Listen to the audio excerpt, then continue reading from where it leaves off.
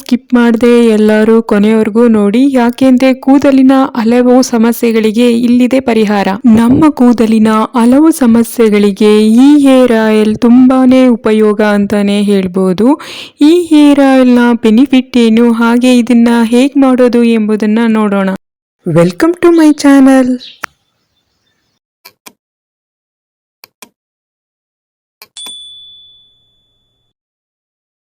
ಎಲ್ಲರಿಗೂ ನಮಸ್ಕಾರ.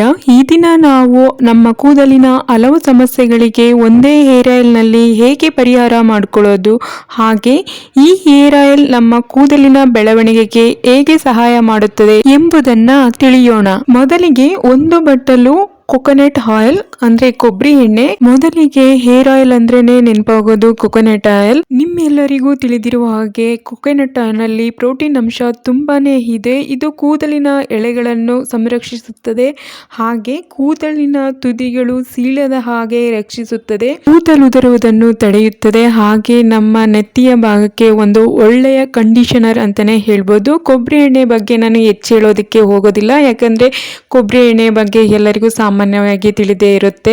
ಇನ್ನು ಎರಡನೆಯದಾಗಿ ಕರಿಬೇವಿನ ಸೊಪ್ಪು.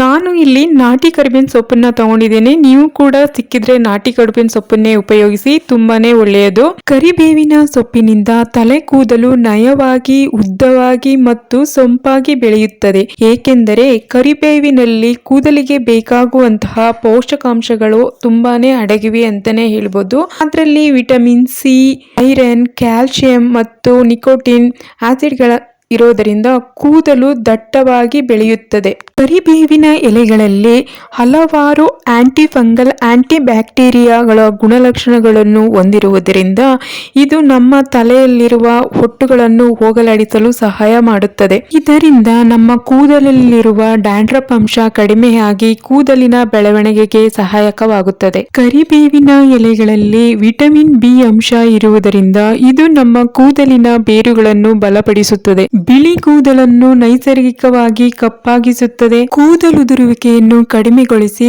ನೈಸರ್ಗಿಕವಾಗಿ ಕೂದಲು ಉದ್ದವಾಗಿ ದಟ್ಟವಾಗಿ ಬೆಳೆಯಲು ಸಹಾಯಕವಾಗುತ್ತದೆ. ಕರಿಬೇವಿನ ಸೊಪ್ಪಿನ ಬಗ್ಗೆ ಹೇಳ್ತಾನೆ ಹೋಗ್ಬೋದು, ಅಷ್ಟು ವಿಷಯಗಳಿವೆ. ಇನ್ನು ಮೂರನೆಯದಾಗಿ ಫ್ಲಾಕ್ಸ್ ಸೀಡ್ಸ್ ಅಥವಾ ಅಕ್ಸೆ ಬೀಜನ ಉಪಯೋಗಿಸ್ತಾ ಇದ್ದೇನೆ. ಅಕ್ಸೆ ಬೀಜದಲ್ಲಿ omega 3, vitamin B, vitamin E ಹಾಗೆ ಫ್ಯಾಟಿ ಆಸಿಡ್ ಅಂಶಗಳು ಹೆಚ್ಚಾಗಿರುವುದರಿಂದ ಇದು ಕೂದಲಿನ ಬೆಳವಣಿಗೆಗೆ ಸಹಕಾರಿಯಾಗುತ್ತದೆ. ಇದರಲ್ಲಿ ವಿಟಮಿನ್ ಬಿ ಅಂಶ ಇರುವುದರಿಂದ ಕೂದಲುಗಳ ಬೇರುಗಳನ್ನು ಬಲಪಡಿಸಲು ಸಹಾಯಕವಾಗುತ್ತದೆ. ಅಕ್ಸೆ ಬೀಜದಲ್ಲಿ ಒಮೆಗಾ 3 ಕೊಬ್ಬಿನಾಮ್ಲಗಳು ಹಾಗೆ ವಿಟಮಿನ್ ಇ ಸಮೃದ್ಧವಾಗಿ ಇರುವುದರಿಂದ ಕೂದಲಿಗೆ ಒಂದು ಒಳ್ಳೆ ಹೊಳಪನ್ನು ನೀಡುತ್ತದೆ. ನಮ್ಮ ಕೂದಲು ಆರೋಗ್ಯಕರವಾಗಿ ಉದ್ದವಾಗಿ ಬೆಳೆಯಲು ಸಹಾಯ ಮಾಡುತ್ತದೆ. ನಾಲ್ಕನೇದಾಗಿ ನಾನಿಲ್ಲಿ ಕಪ್ಪು ಜೀರಿಗೆಯನ್ನು ತಗೊಳ್ತಾ ಇದ್ದೇನೆ. ಇದನ್ನು ಕೊಲ್ಗಂಜಿ ಸೀಡ್ಸ್ ಅಂತಾನೂ ಕರೀತಾರೆ ಅಥವಾ ಕಾಳು ಜೀರಾ ಅಂತ ಕೂಡ ಕರೀತಾರೆ. ಇದು ಎಲ್ಲಾ ದಿನಸಿ ಅಂಗಡಿಗಳಲ್ಲಿ ಸಿಗುತ್ತದೆ. ಕಪ್ಪು ಜೀರಿಗೆಯಲ್ಲಿ ನಮ್ಮ ಕೂದಲಿಗೆ ಬೇಕಾದ ತುಂಬಾನೇ ಅಗತ್ಯವಾದ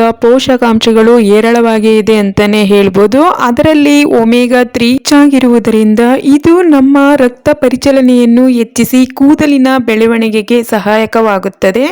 ಅಷ್ಟೇ ಅಲ್ಲ, ಇದರಲ್ಲಿ ಲಿನೋಲಿಕ್ ಆಮ್ಲ ಇರುವುದರಿಂದ ಇದು ನಮ್ಮ ಕೂದಲಿಗೆ ನೈಸರ್ಗಿಕವಾಗಿ ಕಪ್ಪು ಬಣ್ಣವನ್ನು ಕೊಡುತ್ತದೆ. ಐದನೆಯದಾಗಿ ನಾನಿಲ್ಲಿ ಮೆಂತೆ ಕಾಳನ್ನ ತಗೊಳ್ತಾ ಇದ್ದೇನೆ. ಮೆಂತ್ಯದ ಬಗ್ಗೆ ಸಾಮಾನ್ಯವಾಗಿ ಎಲ್ಲರಿಗೂ ತಿಳಿದೇ ಇರುತ್ತೆ. ಕೂದಲು ಉದುರುವಿಕೆಗೆ, ತಲೆ ಹೊಟ್ಟಿನ ಸಮಸ್ಯೆಗೆ ಹಾಗೂ ನಮ್ಮ ನೆತ್ತಿಯಲ್ಲಿ ಏನಾದ್ರೂ ನಮ್ಗೆ ತುರ್ಕಿ ಉಂಟಾಗ್ತಿದ್ರೆ ಇದೆಲ್ಲ ಸಮಸ್ಯೆಗೆ ಮೆಂತ್ಯ ಒಂದು ಅಮೃತವಾದ ಮನೆಮದ್ದು ಅಂತಾನೆ ಹೇಳ್ಬೋದು. ಮೆಂತ್ಯದಲ್ಲಿ protein, vitamin A, vitamin C, vitamin K, potassium, calcium ಮತ್ತು ಐರನ್, ನಿಕೋಟಿನಿಕ್ ಆಮ್ಲ ಅಧಿಕವಾಗಿರುವುದರಿಂದ ಇದು ನಮ್ಮ ಕೂದಲುದುರುವಿಕೆ, ತಲೆಹೊಟ್ಟು ಸಮಸ್ಯೆಯನ್ನು ನಿವಾರಣೆ ಮಾಡುತ್ತದೆ. ಇದರಲ್ಲಿ ಲಿಸಿಥಿನ್ ಅಂಶವು ಸಮೃದ್ಧವಾಗಿ ಇರುವುದರಿಂದ ಇದು ನಮ್ಮ ಕೂದಲಿನ ಬೇರುಗಳನ್ನು ಬಲಪಡಿಸಿ ಕೂದಲುಗಳು ಉದ್ದವಾಗಿ ಮತ್ತು ಆರೋಗ್ಯಕರವಾಗಿ ಬೆಳೆಯಲು ಸಹಾಯವಾಗುತ್ತದೆ. ಒಟ್ಟಾರೆಯಾಗಿ ಹೇಳುವುದಾದರೆ ಮೆಂತ್ಯದಲ್ಲಿರುವ ಪೊಟ್ಯಾಷಿಯಂ, ಕ್ಯಾಲ್ಸಿಯಂ, ಪ್ರೋಟೀನ್ ಸಮೃದ್ಧವಾಗಿರುವುದರಿಂದ ಅಕಾಲಿಕ ಬೆಳೆ ಕೂದಲಿನ ಸಮಸ್ಯೆಯನ್ನು ತಡೆಯುವುದರ ಜೊತೆಗೆ ನಮ್ಮ ಕೂದಲಿನ ಬೆಳವಣಿಗೆಗೆ ಮತ್ತು ನಮ್ಮ ಕೂದಲಿಗೆ ಒಂದು ಉತ್ತಮವಾದ ಶೈನಿಂಗ್ ಅನ್ನು ಕೊಡಲು ಇದು ಸಹಾಯ ಮಾಡುತ್ತದೆ. ಆರನೆಯದಾಗಿ ನಾನು ಇಲ್ಲಿ ಬ್ಲಾಕ್ ಪೆಪ್ಪರ್ ಅಥವಾ ಕಾಳು ಮೆಣಸನ್ನ ಬಳಸ್ತಾ ಇದ್ದೇನೆ. ನೋಡಿದವ್ರಿಗೆ ಕೆಲವ್ರಿಗೆ ಆಶ್ಚರ್ಯ ಆಗ್ಬೋದು, ಇವಳೇನಪ್ಪ ಮಸಾಲೆ ಪದಾರ್ಥನ ತೆಗ್ದು ಹೇರ್ ಆಯಿಲ್ ಗೆ ಬಳಸ್ತಿದ್ದಾಳೆ ಅಂತ. ಹೌದು, ಇದ್ರ ಬಗ್ಗೆ ತಿಳಿದಾಗ ನನ್ಗೂ ಕೂಡ ಹೀಗೆ ಅನ್ಸಿತ್ತು. ಯಾಕಂದ್ರೆ ನಾನು ಯಾವತ್ತು ಬ್ಲಾಕ್ ಪೆಪ್ಪರ್ ಅನ್ನ ಹೇರ್ ಆಯಿಲ್ ಗೆ ಬಳಸಿರ್ಲಿಲ್ಲ. ಇದ್ರಲ್ಲಿರುವ ಪೋಷಕಾಂಶಗಳ ಬಗ್ಗೆ ತಿಳಿದು ಇದು ನಮ್ಮ ಕೂದಲಿನ ಬೆಳವಣಿಗೆಗೆ ಹೇಗೆ ಸಹಾಯಕ ಎಂಬುದನ್ನು ಅರಿತ ನಂತರನೇ ನಾನು ಇದನ್ನ ಉಪಯೋಗಿಸಿದ್ದು. ಕಾಳು ಮೆಣಸಲ್ಲಿ ವಿಟಮಿನ್ ಎ, ವಿಟಮಿನ್ ಸಿ, ಉತ್ಕರ್ಷಣ ನಿರೋಧಕಗಳು ಹಾಗೆ ಕೆರಟಿನ್ ಅಂಶ ಸಮೃದ್ಧವಾಗಿದೆ. ಅಷ್ಟೇ ಅಲ್ಲದೆ ಕರಿಮೆಣಸಿನಲ್ಲಿ ಬ್ಯಾಕ್ಟೀರಿಯಾವನ್ನು ಹೋಗಲಾಡಿಸುವ ಅಂಶ ಇರುವುದರಿಂದ ಅದು ನಮ್ಮ ತಲೆ ಒಟ್ಟನ್ನು ನಿವಾರಣೆ ಮಾಡುವುದರ ಜೊತೆಗೆ ನಮ್ಗೆ ಏನಾದ್ರು ತಲೆಯಲ್ಲಿ ಕಟ್ತಾ ಇದ್ರೆ ಅದು ಕೂಡ ನಿವಾರಣೆ ಆಗುತ್ತದೆ. ಅದ ಕೂದಲು ಹೊಳೆಯುವುದರ ಜೊತೆಗೆ ಕೂದಲು ಕಾಂತಿಯುತವಾಗಿ, ಕೂದಲನ್ನು ಬಲವಾದ ಆರೋಗ್ಯಕರವಾಗಿ ಉದ್ದವಾಗಿ ಬೆಳೆಯಲು ಕರಿಮೆಣಸಿನಲ್ಲಿರುವ ಖನಿಜಗಳು ಮತ್ತು ಜೀವಸತ್ವಗಳು ಸಹಾಯ ಮಾಡುತ್ತದೆ. ಇನ್ನು ಏಳನೇದಾಗಿ ನಾನು ಇಲ್ಲಿ ಬಳಸ್ತಿರೋದು ಹರಳೆಣ್ಣೆ, ಕ್ಯಾಸ್ಟರ್ ಆಯಿಲ್. ಇದನ್ನ ನಮ್ಮ ಮುತ್ತಜ್ಜಿ ಅಜ್ಜಿಂದರ ಕಾಲದಿಂದಲೂ ನಾವು ಇದನ್ನ ಹೇರ್ ಆಯಿಲ್ ಆಗಿ ಬಳಸ್ತಾನೆ ಬರ್ತಿದ್ದೇವೆ. ಇದ್ರ ಬಗ್ಗೆ ನಿಮ್ಗೆ ಹೆಚ್ಚೇನು ಹೇಳ್ಬೇಕಾಗಿಲ್ಲ. ಈ ಹಿಂದೆ ಹೇಳಿದ ಎಲ್ಲಾ ಅಂಶಗಳು ಇದರಲ್ಲೂ ಇದೆ. ಇದರಲ್ಲಿ ಒಮೆಗಾ 6, ಒಮೆಗಾ 9 ಹಾಗೆ ಕೊಬ್ಬಿನಾಮ್ಲಗಳಿಂದ ಕೂಡಿರುವುದರಿಂದ ಹರಳೆಣ್ಣೆ ನಮ್ಗೆ ತುಂಬಾನೇ ಉಪಯೋಗ ಅಂತಾನೆ ಹೇಳ್ಬೋದು. ಇನ್ನು 8ನೇದಾಗಿ ನಾನು ಇಲ್ಲಿ ಬಳಸ್ತಿರುವ ಹೇರ್ ಆಯಿಲ್ ಅಂದ್ರೆ ವಾಲ್ನಟ್ ಅಂಡ್ ಆಲ್ಮಂಡ್ ಆಯಿಲ್. ನೀವು ನೋಡ್ತಿರೋ ಹಾಗೆ ಇದರಲ್ಲಿ ವಿಟಮಿನ್ ಇ ಹಾಗೆ ವಿಟಮಿನ್ B5 ಹಾಗೆ ಇದೊಂದು ನಾನ್ ಸ್ಟಿಕ್ಕಿ ಹೇರ್ ಆಯಿಲ್ ಅಂತಾನೆ ಹೇಳ್ಬೋದು. ವಾಲ್ನಟ್ ಅಲ್ಲಿ ಪೊಟ್ಯಾಷಿಯಂ ಅಂಶ ಇರುವುದರಿಂದ ಇದು ನಮ್ಮ ಕೂದಲಿನ ಜೀವಕೋಶಗಳನ್ನು ನವೀಕರಣಗೊಳಿಸುತ್ತದೆ. ಇದರಿಂದ ನಮ್ಮ ಕೂದಲು ಅತಿ ವೇಗವಾಗಿ ಬೆಳವಣಿಗೆಯಾಗಲು ಸಹಾಯ ಮಾಡುತ್ತದೆ. ಬಾದಾಮ್ ನಮ್ಮ ಕೂದಲನ್ನು ಮಾಯಿಶ್ಚರೈಸ್ ಮಾಡುವಲ್ಲಿ ಪ್ರಮುಖ ಪಾತ್ರ ವಹಿಸುತ್ತದೆ. ಅಷ್ಟೇ ಅಲ್ಲ, ಇದರಲ್ಲಿ ಕೊಬ್ಬಿನ ಆಮ್ಲಗಳು, vitamin B, vitamin A, vitamin E ಸಮೃದ್ಧವಾಗಿ ಇರುವುದರಿಂದ ಇದು ನಮ್ಮ ಒಡೆದ ಕೂದಲನ್ನು ಬುಡದಿಂದಲೇ ತುದಿಯವರೆಗೂ ಬಿಸಿಲಿನಿಂದ ಉಂಟಾಗುವ ಹಾನಿಯನ್ನು ತಪ್ಪಿಸುತ್ತದೆ. ಒಟ್ಟಾರೆಯಾಗಿ ಹೇಳುವುದಾದರೆ ನಮ್ಮ ಕೂದಲನ್ನು ಕಾಂತಿಯುತಗೊಳಿಸುವುದರ ಜೊತೆಗೆ ಉದ್ದವಾಗಿ ಬೆಳೆಯಲು ಸಹಾಯಕವಾಗುತ್ತದೆ. ಇಲ್ಲಿವರೆಗೂ ನಾವು ಹೇರ್ ಆಯಿಲ್ ಮಾಡಲು ಬಳಸುವ ಪದಾರ್ಥಗಳ ಒಂದು ಪೋಷಕಾಂಶಗಳ ಬಗ್ಗೆ ತಿಳ್ಕೊಂಡ್ವಿ. ಈಗ ಹೇರ್ ಆಯಿಲ್ ನ ಹೇಗ್ ಮಾಡೋದು ಎಂಬುದನ್ನ ನೋಡೋಣ. ಮೊದಲಿಗೆ ನಾನು ಒಂದು ಮಿಕ್ಸಿ ಜಾರನ್ನ ನೀಟಾಗಿ ಒರೆಸಿ ಯಾವುದೇ ನೀರಿನ ಅಂಶ ಇಲ್ಲದಂಗೆ ತಗೊಂಡಿದ್ದೇನೆ.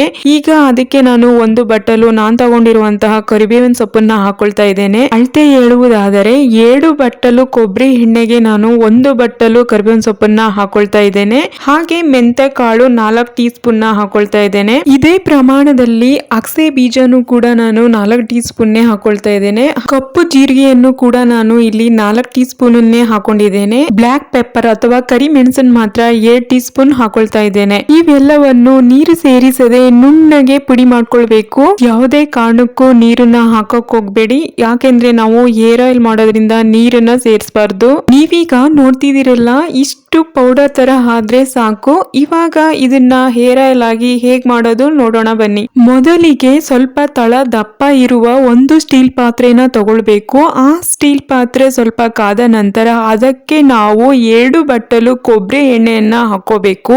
ನಾವು ಈ ಎಣ್ಣೆಯನ್ನ ಕಾಯಿಸುವಾಗ ಯಾವುದೇ ಕಾರಣಕ್ಕೂ ಸ್ಟವ್ ನ ಹೈ ಫ್ಲೇಮ್ ಅಲ್ಲಿ ಇಡಬಾರ್ದು, ಲೋ ಫ್ಲೇಮ್ ಅಲ್ಲೇ ಇಟ್ಕೊಂಡು ಎಣ್ಣೆನ ಕಾಯಿಸ್ಕೋಬೇಕು. ನೀವೀಗ ನೋಡ್ತಿರ್ಬೋದು ಕೊಬ್ಬರಿ ಎಣ್ಣೆ ಚೆನ್ನಾಗಿ ಬಿಸಿಯಾಗಿದೆ. ಕೊಬ್ಬರಿ ಎಣ್ಣೆ ಚೆನ್ನಾಗಿ ಕಾದ ನಂತರ ಇದಕ್ಕೆ ನಾವು ಪುಡಿ ಮಾಡಿದ ಮಿಶ್ರಣವನ್ನು ಸೇರಿಸಬೇಕು. ಎಲ್ಲವನ್ನು ಚೆನ್ನಾಗಿ ಮಿಕ್ಸ್ ಮಾಡ್ಕೊಳ್ಬೇಕು. ನಾನು ಈ ಎಣ್ಣೆನ 8ನೇ ಸಾರಿ ಮಾಡ್ಕೊಳ್ತಾ ಇರೋದು. ನನ್ಗೆ ಇದರ ರಿಸಲ್ಟ್ ನೋಡಿ ತುಂಬಾನೇ ಖುಷಿ ಆಯ್ತು. ನನ್ಗೆ ಎಡಗಡೆ ತುಂಬಾನೇ ಕೂದಲುದ್ರಿತ್ತು. ಅದು ಹೇಗಾಗಿತ್ತಂದ್ರೆ ಬುರುಡೆ ಕಾಣಿಸ್ಬೇಕು ಆ ತರ ಇತ್ತು. ನಾನೇನ್ ಮಾಡ್ತಿದ್ದೆ, ಅದಕ್ಕೆ ಫ್ರಂಟ್ ಹೇರ್ ಕಟ್ ಮಾಡಿಸಿ ಅದನ್ನ ಕವರ್ ಅಪ್ ಮಾಡ್ಕೊಳ್ತಾ ಇದ್ದೆ. ಇವಾಗ ಅಲ್ಲಿ ಹೊಸದಾಗಿ ಕೂದಲುಗಳು ಹುಟ್ಟಿದೆ. ನೋಡ್ಬಿಟ್ಟು ತುಂಬಾನೇ ಖುಷಿ ಆಯ್ತು. ಯಾಕಂದ್ರೆ ಹೇರ್ ಬಗ್ಗೆ ಆಗ್ಲಿ, ಸ್ಕಿನ್ ಬಗ್ಗೆ ಆಗ್ಲಿ, ಹೆಲ್ತ್ ಬಗ್ಗೆ ಆಗ್ಲಿ ಹೇಳ್ಬೇಕಂದ್ರೆ ಸ್ವಲ್ಪ ಭಯ ಇರುತ್ತೆ.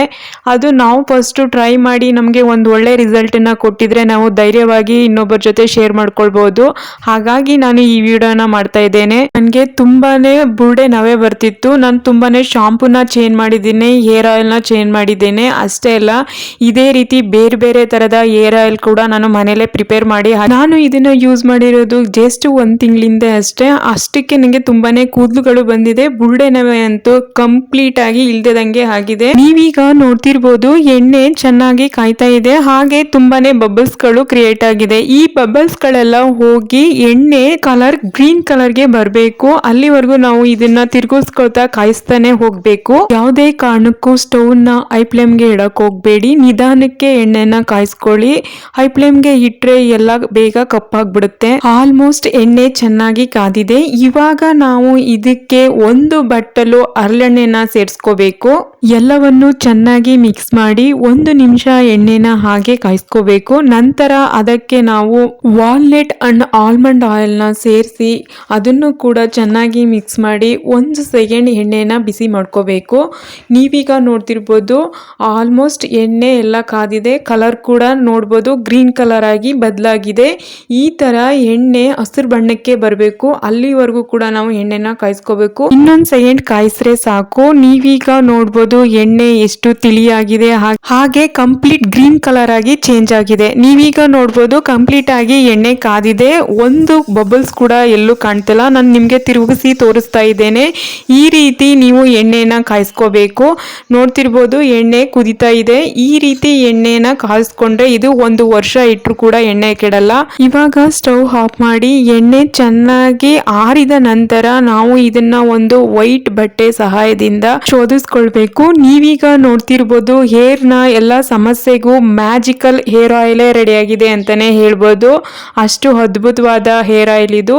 ನೀವು ಕೂಡ ಈ ತರ ಸಮಸ್ಯೆ ಇರೋರು ದಯವಿಟ್ಟು ಈ ಹೇರ್ ಆಯಿಲ್ನ ಟ್ರೈ ಮಾಡಿ. ಬೆಸ್ಟ್ ರಿಸಲ್ಟ್ ಅಂತೂ ಖಂಡಿತ ಸಿಗುತ್ತೆ. ಈ ಮಾಹಿತಿ ನಿಮಗೆ ಇಷ್ಟವಾಗಿದ್ದರೆ ದಯವಿಟ್ಟು ಈ ವಿಡಿಯೋಗೊಂದು ಲೈಕ್ ಮಾಡಿ, ಕಮೆಂಟ್ ಮಾಡಿ, ಶೇರ್ ಮಾಡಿ ಅಂತ ಹೇಳ್ತಾ, ಇನ್ನು ಯಾರೆಲ್ಲ ನನ್ನ ಚಾನಲ್ನ ಸಬ್ಸ್ಕ್ರೈಬ್ ಮಾಡದೆ ಹಾಗೆ ನೋಡ್ತಾ ಇದ್ದೀರೋ ದಯವಿಟ್ಟು ನನ್ನ ಚಾನಲ್ನ ಸಬ್ಸ್ಕ್ರೈಬ್ ಮಾಡಿ, ಅಲ್ಲಿ ಬೆಲ್ ಐಕಾನ್ ನ ಕ್ಲಿಕ್ ಮಾಡಿ, ಆಲ್ ಅನ್ನ ನೋಟಿಫಿಕೇಶನ್ ನ ಓಕೆ ಮಾಡಿ ಅಂತ ಹೇಳ್ತಾ ಇಲ್ಲಿಗೆ ಈ ವಿಡಿಯೋನ ಮುಗಿಸ್ತಾ ಇದ್ದೇನೆ. ಎಲ್ಲರಿಗೂ ಧನ್ಯವಾದಗಳು.